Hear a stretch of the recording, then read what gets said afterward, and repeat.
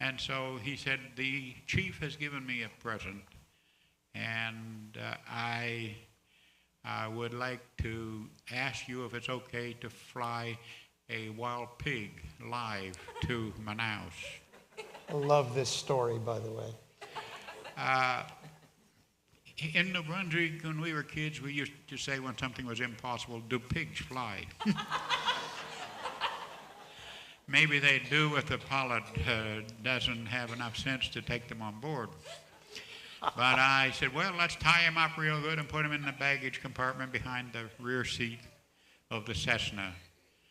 But when I was rocking and hitting the waves as we ran down the river, getting enough airspeed for the wing to lift the pontoons and the plane off into the air, Mr. Wild Pig came untied just as I was climbing out over the trees, and he was sinking his front teeth into the plastic cushion I was seated on between me and the co-pilot, which was this doctor, rubbing his nose against the thigh of my leg. And I could see him out of the corner of my eye, but I didn't dare take my eyes off of the trees, just barely going under the pontoons. And I remember what the instructor said in all kinds of situations. First, you must fly the airplane, fly the airplane, fly the airplane. That is paramount, that you fly the airplane in thunderstorms or whatever it is. I flew the airplane while the nurse was screaming, and the doctor grabbed the pig by the hind legs, pulled it behind, stuck its head under a seat, put a paddle. Seaplanes all have short, small paddles inside.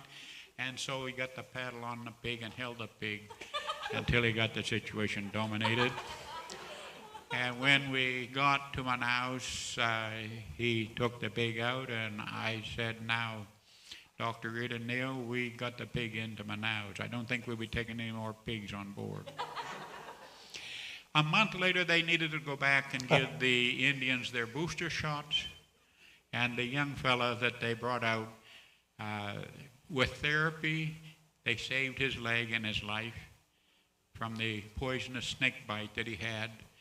And I've seen cases like that where the leg will go black below, and you'll see the 2 points of the teeth of the snake that are in the skin, and when they squeeze it, something almost like black ketchup comes out. And it's amazing that they were able to save his leg, and eventually it healed enough so that he was back to normal and running again. When we got back with him, landed at the same place among the Indians, he jumped off on the pontoon, ran back into the water up over the bank, and all the Indians were so happy to see him recovered, because they know what happens when a poisonous snake bites. Yes, sir. Before the white man got to them. So his life was saved, and they went about with their boosters, and a couple hours later, they're ready to go to Manaus. Dr. Rita Neal come back, and he said, Pastor Bennie, I know we can't take a wild pig live in the airplane to Manaus, but the chief has given me another wild pig. And is it possible we can tie him up on the outside on the pontoon? I scratched my head, and I thought, well, he's on the outside. We're on the inside. He's down below 3 feet. On top of a pontoon, there's spreader bars, there's struts, there's strainer rods, and we'll tie him to that, put some nooses around him, and see if he can take the ride back to Manaus on the outside on top of the pontoon. The plane only flies 95 miles an hour, so turning him backwards to the wind, he'll be able to breathe. And he might even be aerodynamic. So I took off. We climbed to altitude, leveled off to a cruise, and I could feel something snapping and rocking or thumping, like the engine doesn't make this kind of noises. And so I looked around, there's nothing in the plane. Then I looked out over the side where the wild pig was supposed to be tied up, and all I could see was a pontoon with no wild pig.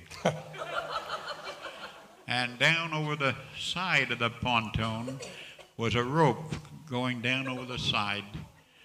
And so I banked the wing a little to that side, 45 degrees, and I looked down, and the wild pig swung out into the wind, a bit behind.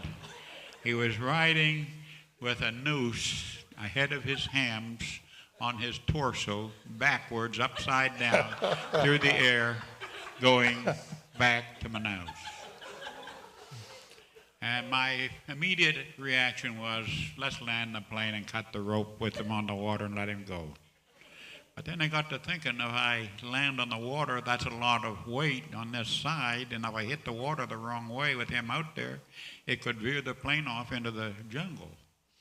So I'll just fly with him a little heavy on the right rudder to offset the drag on the left side.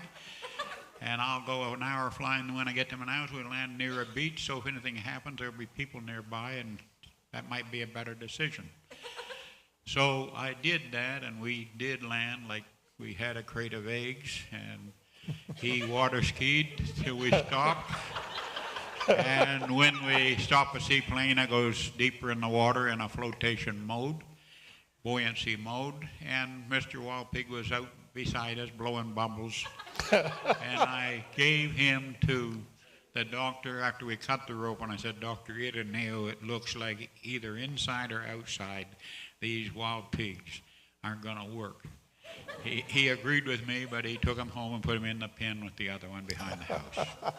Now, people, what has that got to do with salvation? But we loved it, didn't we? Well, the bottom line is, there's a half a dozen of those Indian babies that have been named Bennie.